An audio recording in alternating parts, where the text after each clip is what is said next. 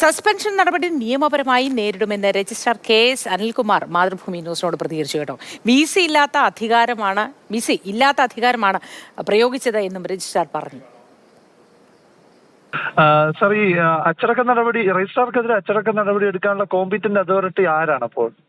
അല്ല, സിൻഡിക്കേറ്റ് ആണ് ആക്ടും സ്റ്റാറ്റ്യൂട്ടും അനുസരിച്ച്. Appointing authority is the disciplinary authority. അങ്ങനെ വരുമ്പോൾ വി സിയുടെ ഈ നടപടി നിയമപരമല്ല എന്നുള്ളതല്ല ആണല്ലേ?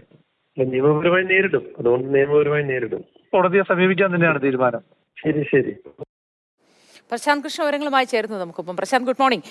എങ്ങനെ നിയമപരമായി നേരിടും, ഇനി മുന്നോട്ടുള്ള പോക്ക് എങ്ങനെയായിരിക്കും എന്നാണ് അദ്ദേഹം പറയുന്നത്?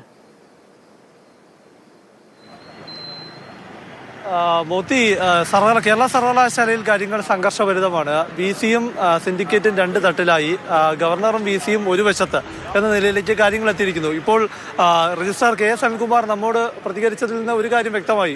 കാരണം അദ്ദേഹം ഈ സസ്പെൻഷൻ നടപടിക്കെതിരെ കോടതിയെ സമീപിക്കാനുള്ള തീരുമാനത്തിലാണ്. അത് ഹൈക്കോടതിയെ ആയിരിക്കണം എന്ന് വേണം മനസ്സിലാക്കണം. ഏതായാലും അദ്ദേഹത്തിന് അതിന് അനുകൂലമായ നിയമോപദേശമാണ് ലഭിച്ചിരിക്കുന്നത്. കാരണം രജിസ്ട്രാറെ സസ്പെൻഡ് ചെയ്യുന്നതിന് വി സി പ്രയോഗിച്ചിരിക്കുന്നത് അദ്ദേഹത്തിന് ഉള്ള പ്രത്യേക അധികാരം സിൻഡിക്കേറ്റ് കൂടാത്തപ്പോൾ വി സിക്ക് ഉള്ള അധികാരം എന്താണോ അത് ഉപയോഗിച്ചെന്നാണ് പറയുന്നത്. അതായത് സർവകലാശാല നിയമത്തിലെ സ്റ്റാറ്റ്യൂട്ടിലെ 10(13) എന്ന വകുപ്പാണ്. പക്ഷേ 10(14) എന്ന വകുപ്പാണ് തനിക്കെതിരായ നടപടി നിയമവിരുദ്ധമാണ് എന്ന് ചൂണ്ടിക്കാണിക്കാനായി രജിസ്ട്രാറും അതുപോലെ തന്നെ സിൻഡിക്കേറ്റും വിശദമാക്കുന്നത്. അതിൽ കൃത്യമായി പറയുന്നത് ഇക്കാര്യമാണ്: subject to the provision of statute and the ordinance, the vice chancellor shall have the power to appoint, suspend, dismiss or other punish any member of the establishment of the university below the rank of deputy registrar. അതായത് deputy രജിസ്ട്രാറിന് താഴെയുള്ള ഒരു ഉദ്യോഗസ്ഥരെ മാത്രമേ V സിക്ക് 10(14) വകുപ്പിലെ 10(14) പ്രകാരം നടപടി suspend ചെയ്യാൻ സാധിക്കുമെന്നതാണ്. ഈ സസ്പെൻഷൻ നിലനിൽക്കില്ല